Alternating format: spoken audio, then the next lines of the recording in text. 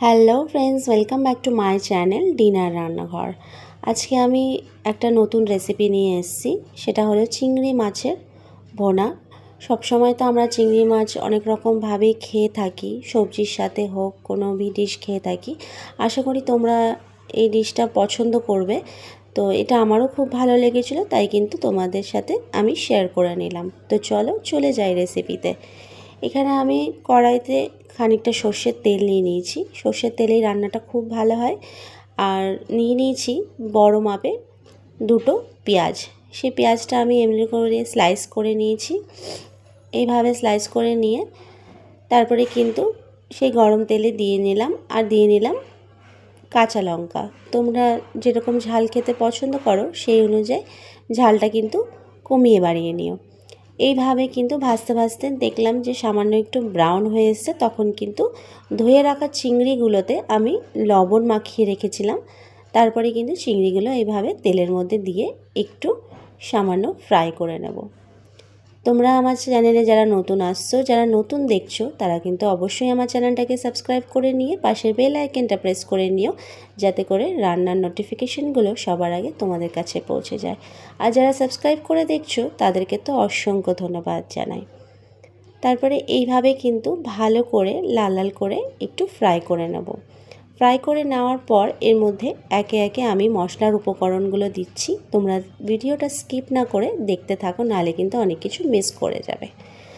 আর এখানে দিয়ে নিয়েছি একটা গোটা টমেটো পিউরি, আর তার সাথে দিয়ে নিয়েছি যে চিংড়ি মাছের যে মাথাটা থাকে বা শোংটা থাকে, সেগুলো কিন্তু ওই টমেটোর সাথে পেস্ট করে নিয়েছি।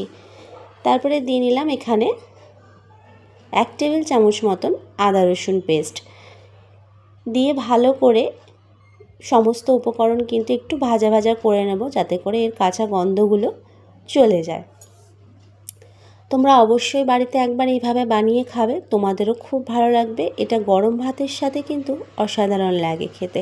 আর রান্নাটায় একটু কিন্তু তেল আমাদের বেশি লাগে। তোমাদের যদি আমার রান্নাগুলো ভালো লাগে তাহলে কিন্তু অবশ্যই লাইক কমেন্ট করে জানিও। তোমাদের লাইক কমেন্ট কিন্তু আমাকে উৎসাহিত করে আরও নতুন একটি রান্নার ভিডিও নিয়ে তোমাদের সামনে আনতে। তারপরে কিন্তু এর মধ্যে দিয়ে নিলাম 1 টেবিল চামচ লঙ্কার গুঁড়ো, 1 টেবিল চামচ জিরে গুঁড়ো, আর সামান্য একটু হলুদ গুঁড়ো।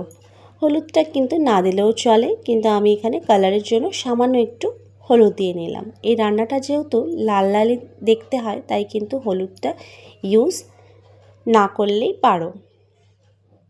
তারপরে এইভাবে কিন্তু সব মশলা উপকরণ দিয়ে ভালো করে একটু ভাজা ভাজা করে নিয়ে তাতে কিন্তু জল দিয়ে ভালো করে কষিয়ে নেব। খুব একটা জল এখানে ইউজ করতে লাগে না।